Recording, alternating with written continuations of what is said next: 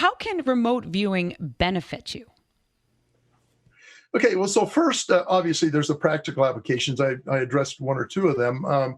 There's others. People will want to help find missing kids, or help the police or whatever. A very hard thing to do, by the way, because the police don't necessarily trust this kind of thing. Right. They may want to use it for investing, like I suggested with ARV.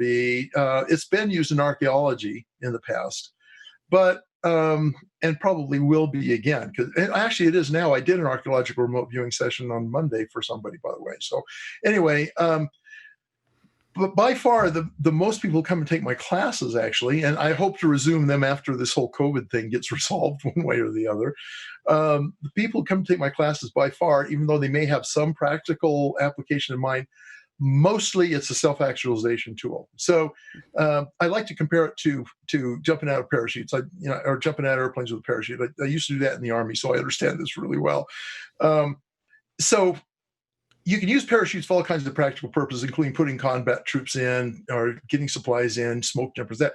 But the largest number of people today who pursue it, at least in the civilian world, do it just because they're overcoming something that seems to be an obstacle in their humanity, right? Essentially, they're proving to the world and to themselves they can do something that's really hard, right? And is mind changing when they do it.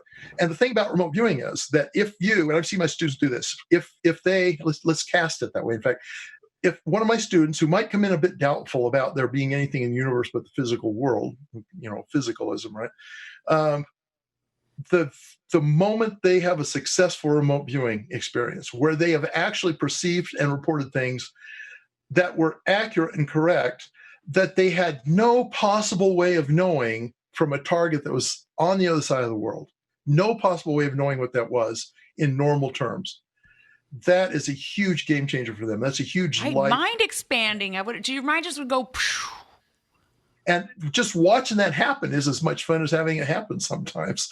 I bet. And I would imagine, like you said, you have to quiet your analytical mind down. That's to me some type of what you do in meditation.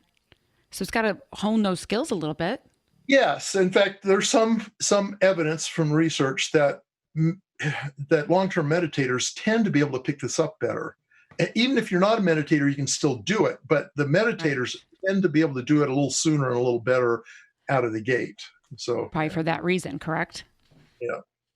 How many, when did you stop doing it with the military?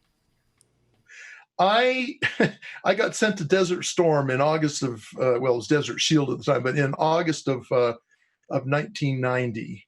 And that was, I was in the unit for 7 years, in the remote viewing unit for 7 years. And then somebody decided to have a war. And I happened to be a Mideast specialist and Arabic linguist. Wow. As in my other military career, right? And so they said, we need you and you're going. So I had 4 days to report 1st Airborne. And so that was the last time I did it as in the military. Yeah. God, good for you. You're really smart, Dr. Paul H. Smith. Or I'm really good at pretending to be smart. Maybe that's it, right? You can elaborate on this, confirm or say, no, that's not right. But I think I'd read or watched in some videos that this originated from somewhere like Russia, and we got all our panties in a bunch and we're like, oh shit, they're ahead of us. We need to get on this. Did I just break down on a street level? Well, you couldn't imagine how many panties we went through in the military for various reasons. But yeah.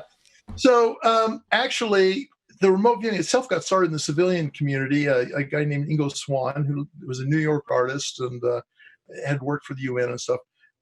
He was working with some folks, at the City College of New York, legitimate science researchers, American Society of Psychical Research, and he developed the early stages of remote viewing.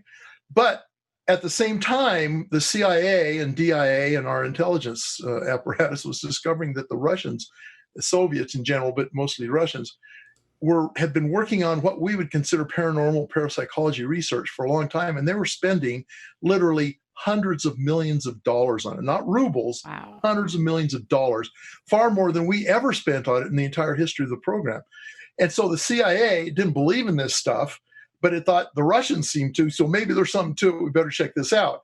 And so through an interesting chain of events, Ingo Swann got together with the guy at Stanford Research Institute, Hal Puthoff, and the CIA got wind that they were doing some experiments and came in and offered them some money. Made them an offer they couldn't refuse to research this. And that was the start of the whole thing.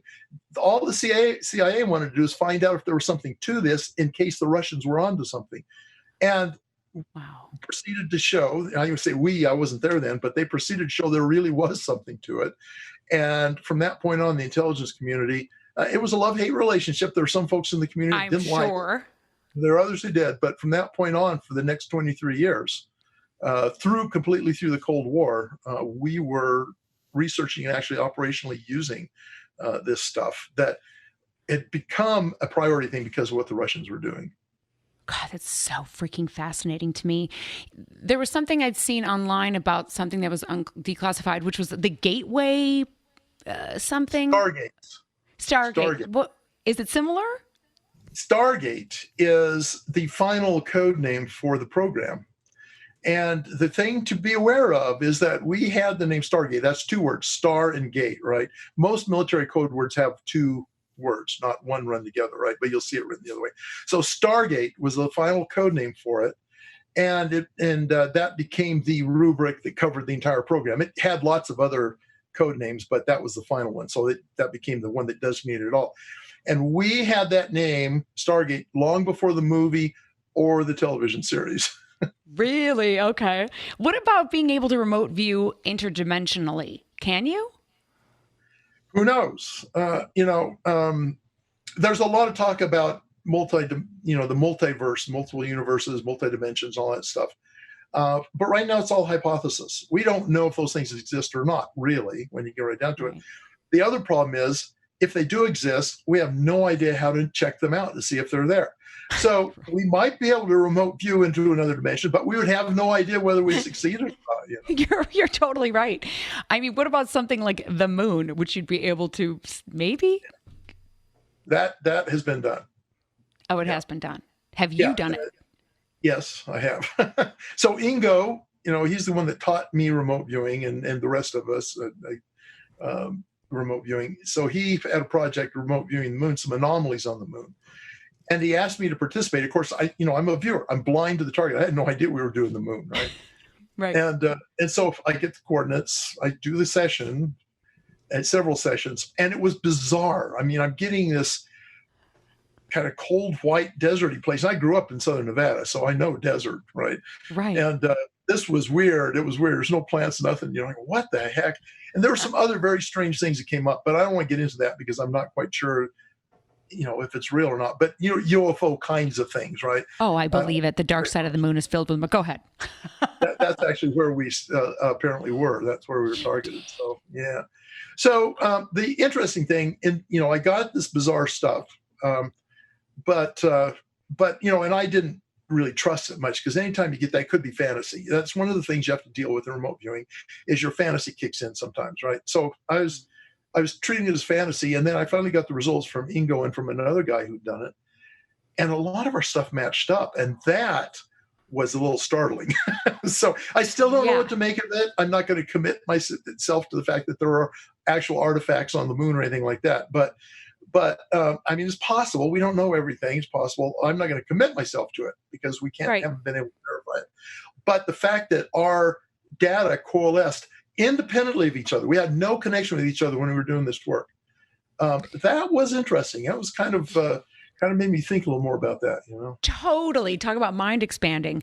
If I gave you the coordinates, or someone gave you the coordinates and it happened to be my house, let's say, what would you either draw on a piece of paper or say visually, like so people can hear what it sounds like? Would you say, I see like a black door, or do you see just geometric shapes? Or what do you see? Well, so it starts off slowly. You start off, in fact, I was telling my class earlier about this, fragments of perception. You start off at a very fundamental level, colors, texture, smells, sounds.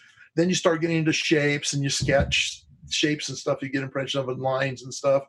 A really good remote viewing, actually, somebody would sketch a fairly good representation of your house. That has been done on fairly often. Not your house necessarily, but I could show you some of the stuff I did. In fact, in that book, there's some examples in the book in one of the evidence sections. So you have to Good. check that out. Let me plug it again. The Essential Guide to Remote Viewing, the secret military remote perception skill anyone can learn.